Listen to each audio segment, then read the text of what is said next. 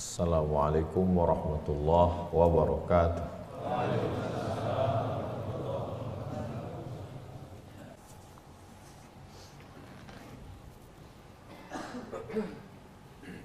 Alhamdulillah, wassalatu wassalamu ala rasulillah Sayyidina wa maulana Muhammad ibn Abdillah wa ala alihi wa sahbihi wa man tabi'ahu wa mawalah.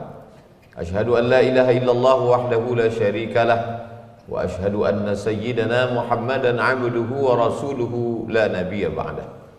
Allahumma salli ala sayyidina Muhammadin an-nabiyil ummi wa ala alihi wa sahbihi wa barik wa sallim. Qala Allah ta'ala fil Qur'anil azim wa huwa asdaqul qa'ilin. A'udzu billahi minasy syaithanir rajim. Ya ayyuhalladzina amanu taqullaha haqqa tuqatih wa la tamutunna illa wa antum muslimun. Wa qala ta'ala fi ayatin ukhra, ya ayyuhalladzina amanu taqullaha wa qulu qawlan sadida yuslih lakum a'malakum wa yaghfir lakum dhunubakum wa man yuti'illaha wa rasulahu faqad faza fawzan 'azima. Ibadallah, usikum wa nafsi bi taqwallah wa ta'atihi faqad fazal muttaqun. Hadirin jamaah Jumat yang dimuliakan Allah Subhanahu wa taala. Di antara tanda akhir zaman, kata Nabi sallallahu alaihi wasallam, yataqarabuz zaman, waktu terasa saling mendekati. Zuhur begitu dekatnya dengan asar, tidak terasa lama azan maghrib berkumandang, malam pun tiba. Baru saja menyelesaikan sholat Jumat, rasanya sudah Jumat kembali. Baru saja selesai bulan suci Ramadan, sudah tiba Ramadan berikutnya. Padahal siang dan malam silih berganti yang dilewati oleh kakek nenek moyang kita dulu sama dengan zaman sekarang. Siangnya sama-sama 12 jam, malamnya pun juga sama. Lalu kemudian apa yang membuat waktu itu saling mendekati? Maka sesungguhnya yang membuat waktu saling mendekati, yataqarabuz zaman, diterjemahkan dengan waktu yang singkat. Sebenarnya waktu tidak singkat. Hanya saja momen-momen itu saling mendekati karena manusia dengan kesibukannya. Banyak yang menyibukkan pikiran manusia, dan itu salah satu mukjizat Nabi Muhammad sallallahu alaihi wasallam. Dulu seorang kepala rumah tangga laki-laki, dia masih sempat sholat subuh berjamaah di masjid. Selesai itu dia pulang ke rumah, masih sempat mendengarkan anak-anaknya mendengarkan hafalan surat-surat pendek. Setelah itu masih sempat sarapan bersama. Lalu kemudian pergi ke sawah sampai zuhur tiba. Sampai selesai sholat zuhur, mandi, bersih-bersih, makan siang. Lalu kemudian dilanjutkan hingga petang, kembali ke rumah. Sholat maghrib berjamaah, di langgar, di surau, di musola. Setelah itu masih sempat di waktu malam bersilaturahim, bercengkrama, berbicara, dan pada akhirnya istirahat malam. Tapi hari ini semakin canggih dunia, alat telekomunikasi semakin banyak. Apa yang terjadi? Yang katanya alat transportasi makin cepat, tapi justru orang makin cepat bangun, dan sebelum azan subuh di kota-kota besar orang sudah berangkat karena khawatir nanti akan terjebak macet. Dan ternyata setelah sampai di tempat kerja, waktu subuh sudah berakhir. Hari pertama merasa berdosa, hari kedua merasa menyesal, hari ketiga sudah biasa-biasa saja. Lalu kemudian sibuk dengan pekerjaan, tekanan produksi yang begitu besar, ditambah lagi dengan barang mesti laku keras. Pada akhirnya waktu begitu cepat berlalu, dan pada sampai masanya tidak ada selera untuk makan, dan memang tidak ada waktu untuk makan siang bersama. Dan pada akhirnya petang pun tiba, ternyata waktu juga masih kurang. Akhirnya ditambah lagi lembur, ditambah lagi meeting, ditambah lagi dengan beban-beban pikiran yang begitu banyak. Dan pada saat pulang ke rumah macet petang karena semua sudah mulai keluar dari kantor dan menuju rumah masing-masing. Pada akhirnya sholat maghrib pun tinggal. Sampai di rumah letih, lelah, tidak lagi ada tenaga untuk keluarga. Lalu kemudian tak lagi ada kata-kata, tak lagi ada cengkrama. tidak lagi ada senyuman, yang ada hanyalah tubuh-tubuh yang sudah diperas habis di kantor, di jalan, di pasar, dan di tempat-tempat bekerja. Lalu kemudian tidur. Aneh zaman saat masa akhir waktu yang sudah ditetapkan Allah Subhanahu wa taala. Tidur yang mestinya tempat beristirahat dari kerja, tapi karena terlalu lelah masuk ke dalam alam bawah sadar. Yang siangnya kerja, petangnya kerja, malam yang mestinya beristirahat, mimpinya pun juga bekerja. Sampai tidak ada lagi tempat untuk beristirahat. Hari berganti pekan, pekan berganti bulan, bulan berganti tahun. Sampai pada akhirnya yang tersisa hanyalah keramaian, tapi ada manusia-manusia yang sunyi di tengah keramaian.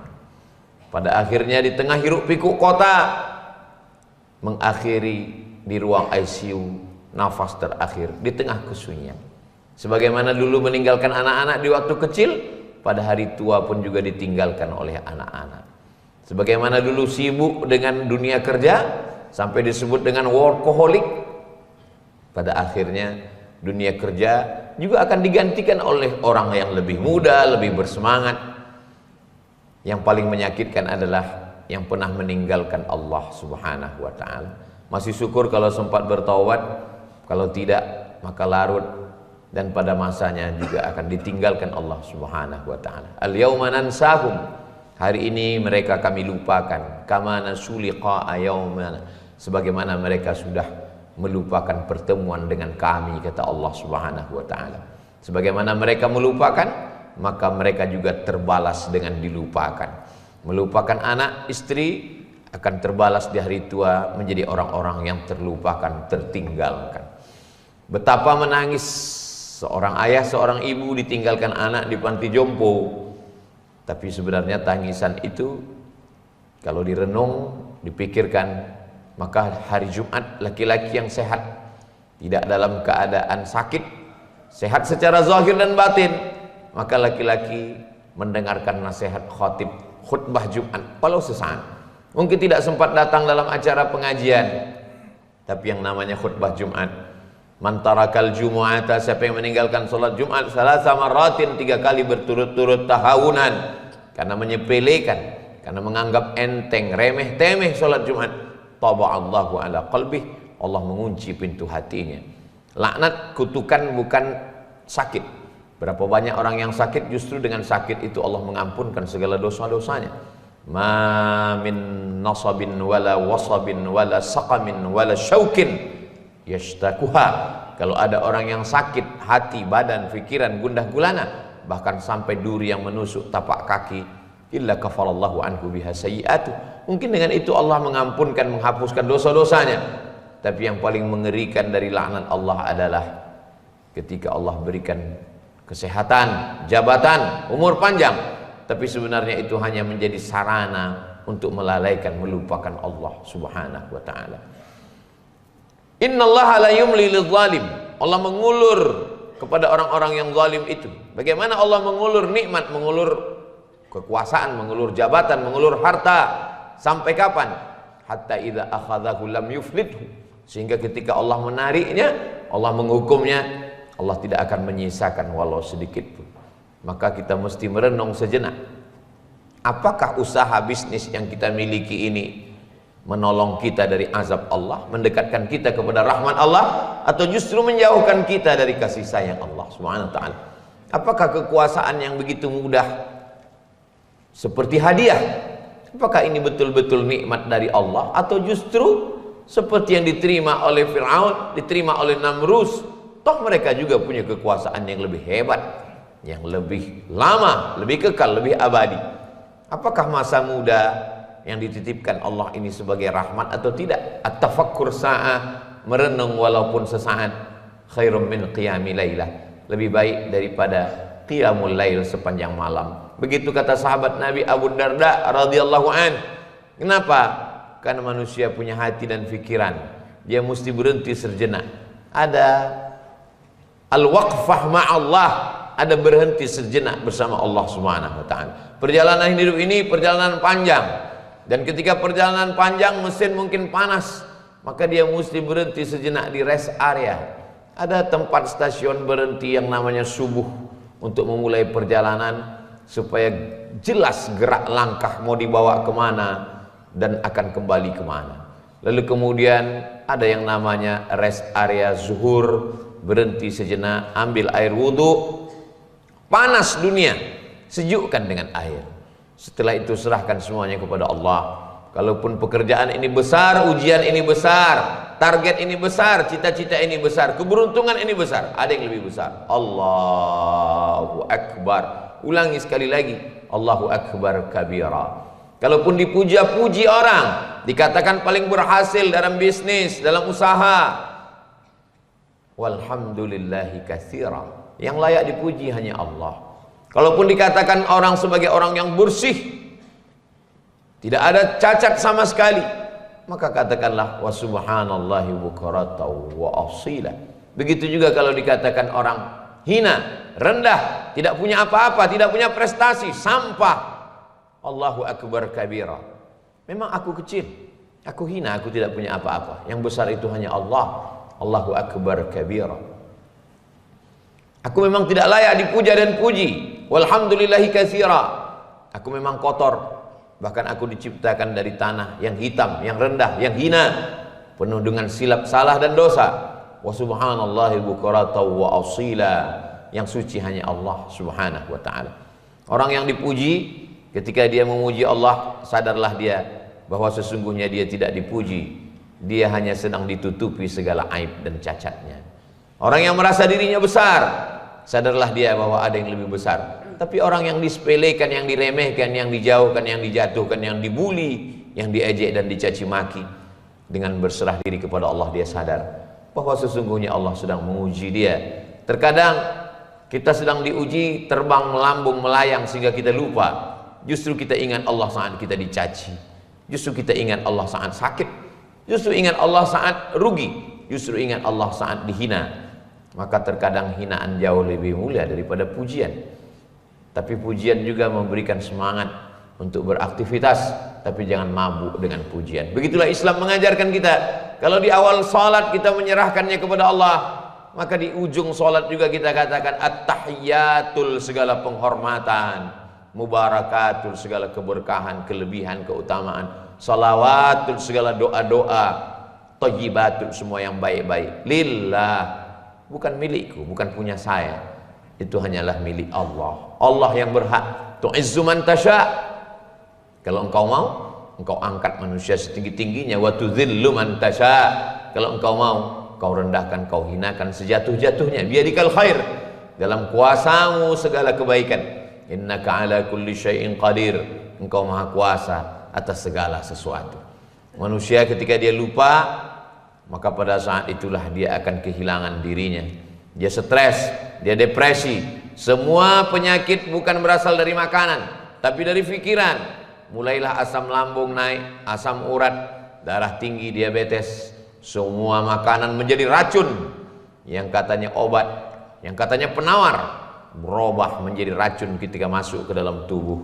Tapi orang-orang yang beriman, bagi dia hidup ini hanyalah permainan, senda gurau, takatsur. Alhaqumut takatsur, kamu dilalaikan oleh takatsur, berbangga-bangga, bangga tentang masalah anak, bangga tentang masalah pasangan hidup, bangga tentang masalah prestasi, pekerjaan, jabatan, kekuasaan. Pada akhirnya hatta zurtumul maqabir, sampai kamu masuk ke liang kubur, ke liang lahat. Yatsba'ul mayyita thalathun, pada akhirnya resiko hidup adalah mati. Semua yang hidup pasti mati, dan semua yang muda pasti tua, semua yang sehat sakit. Maka hidup adalah siap menerima segala resiko. Ketika orang sudah siap menerima segala resiko, dunia ini ringan. Seringan apa? Bagi orang yang tahu dunia, maka dunia ini lebih ringan daripada setengah sayap nyamuk. Dunia ini lebih ringan daripada debu-debu yang berterbangan. Dunia lebih ringan daripada kal'ihnil manfush, seperti buru kambing yang ditiup angin. Kita tidak meremehkan, meringankan dunia. Kita hanya tidak menganggap dunia ini segalanya. Sebagaimana yang diajarkan Nabi SAW, la taj'alid dunya akbara hammina. Jangan jadikan dunia ini obsesi terbesar kami. Wala mablagha ilmina. Jangan pula jadikan dunia ini sebagai harga bagi ilmu kan. Ada yang lebih besar. Walal akhiratu khairul laka minal ula. Akhirat lebih utama. Wal akhiratu khairun wa abqa. Akhirat lebih kekal. Begitulah Allah Subhanahu wa taala memberikan gambaran kepada kita bahwa ada yang lebih kekal, ada yang lebih besar, ada yang lebih hebat, ada yang lebih abadi. Ad-dunya jifah, kata Sayyidina Ali karramallahu wajhah. Dunia ini seperti bangkai. Faman aradaha, siapa yang menginginkan dunia, falyasbir ala, maka hendaklah dia bersabar. Siapa yang merebut bangkai? Mukhalatatil kilab. Dunia ini bangkai. Siapa yang ingin merebut dunia, maka bersabar-sabarlah berebut-rebut bangkai dengan anjing. Kita bukan anjing, kita manusia. Kita sudah ditakdirkan Allah Subhanahu wa taala, tapi kita tidak meninggalkan dunia. Kita tetap memegang dunia ini untuk apa? Dunia ini hanyalah sebagai senjata. Dunia ini bukan tujuan. Dunia ini hanyalah alat. Kalaupun punya kekuasaan dipakai untuk menjadikannya sebagai amal jariah. Membangun pondok pesantren dengan segenggam kekuasaan, dengan tanda tangan, dengan jabatan. Orang-orang yang dimiliki, bukan memiliki, karena sesungguhnya lillahi ma fis samawati wa ma fil ard. Segala yang di langit, segala yang di bumi milik Allah Subhanahu wa taala. Tapi dibuat Allah dia menjadi memiliki. Allah lah yang membuat dia menjadi kepemilikan, pinjaman. Lalu dipakainya hartanya itu untuk menolong agama Allah. Allah selalu membalasnya dengan dua. Intan surullah, engkau lakukan cuma satu. Tolonglah agama Allah ini dengan ilmu, dengan suara, dengan harta, dengan jabatan, dengan kekuasaan. Apa balasan Allah? Yansurkum, Allah akan menolong kamu. Wa yutsabbits aqdamakum, dan akan mengokohkan kaki di saat tidak ada yang bisa tegak berdiri, di saat tidak ada yang punya kuasa. Di saat itulah Allah akan memberikan pertolongan. Begitulah Allah Subhanahu wa taala. Berapa banyak orang yang dulu berkuasa mati? Berapa banyak dulu orang yang muda tua? Berapa banyak dulu orang yang sehat sekarang sedang terbaring di rumah sakit? Pada akhirnya dunia hanyalah menjadi tempat persinggahan. Tanah yang kita injak sudah memakan nenek moyang kita, sudah memakan orang-orang kaya kita, sudah memakan penguasa-penguasa kita. Tak lama mereka pun juga akan memanggil kita, dan tanah-tanah yang kita injak ini juga akan memakan kita, akan mengurai kita. Lalu kita pun akan dimakan oleh cacing tanah, oleh tanam-tanaman, akar-akarnya akan menyedot saripati dari kita. Lalu kita pun menjadi tulang belulang. Lalu apa yang tersisa? Yang tersisa adalah si fulan pernah membangun masjid, si fulan pernah membuat sekolah, si fulan pernah memberikan hartanya, nyawanya, kuasanya untuk menolong agama Allah. Begitulah cerita dunia, panggung persinggahan. Cerita yang diingat, yang dikenang hanya dua cerita. Cerita yang sangat baik dan cerita tentang orang yang sangat jahat. Ada cerita kisah tentang Fir'aun, tapi juga orang mengingat bagaimana kebaikan Nabi Musa alaihissalam. Ada cerita tentang Namruz, tapi juga dunia pernah bercerita tentang bagaimana Sayyidina Ibrahim alaihissalam. Ada cerita tentang tabbat syada abi lahab wa tab, ma aghna anhu maluhu wa ma kasab, sayasla naran dzata lahab. Bahkan istrinya Ummu Jamil, wa mar'atuhu hammalatal hatab, fi jidha hablum mim masad. Dan ada cerita tentang Sayyidina Abu Bakar Siddiq, Sayyidina Umar ibn al-Khattab, Sayyidina Ali karramallahu wajhah, Sayyidina Uthman ibn Affan, Talha, Zubair, Aisyah, Abdullah ibn Umar radhiyallahu anhum ajma'in. Wa nafsi wa ma sawwaha, demi jiwa dan penciptaannya, fa alhamaha fujuraha wa taqwaha.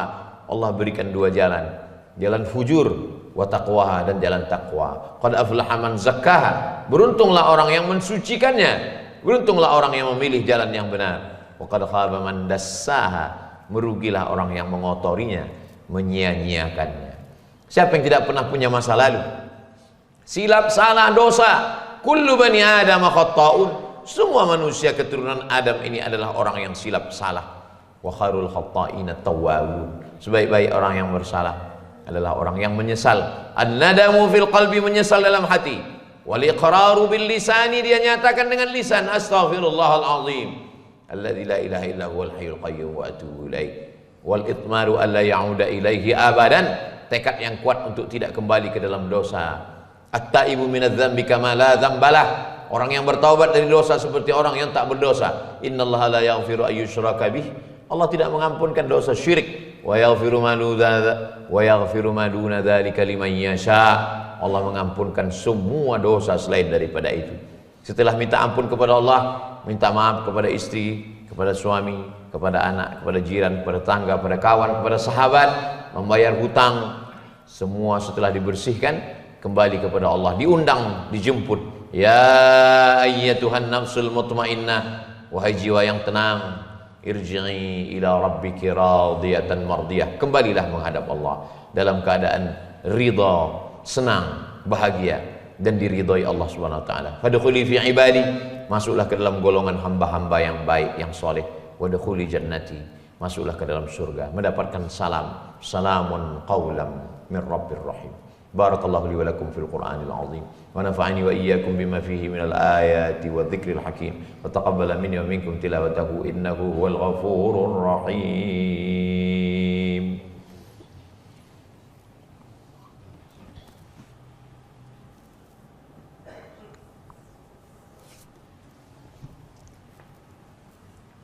Alhamdulillahilladzi bi ni'matihi tatimmus shalihat wassalatu wassalamu ala sayyidis sadat wa ala alihi wa ashabihi ahli al-fadail wal karamat.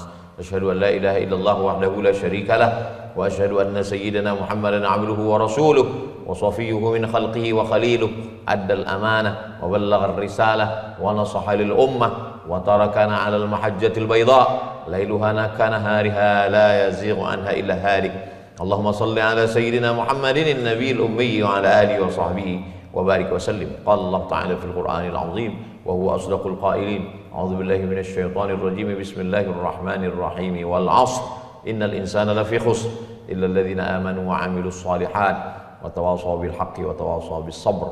Wa qala ta'ala fi ayatin ukhra innallaha wa malaikatahu yusalluna 'alan nabiy ya ayyuhalladzina amanu sallu 'alaihi wa sallimu taslima. Allahumma ighfir lil muslimina wal muslimat wal mu'minina wal mu'minat al ahya'i minhum wal amwat. Allahumma ansur ikhwanana al mujahidin al mustad'afina fi Falastin wa fi kulli makan min masyariqil ardi ila magharibiha.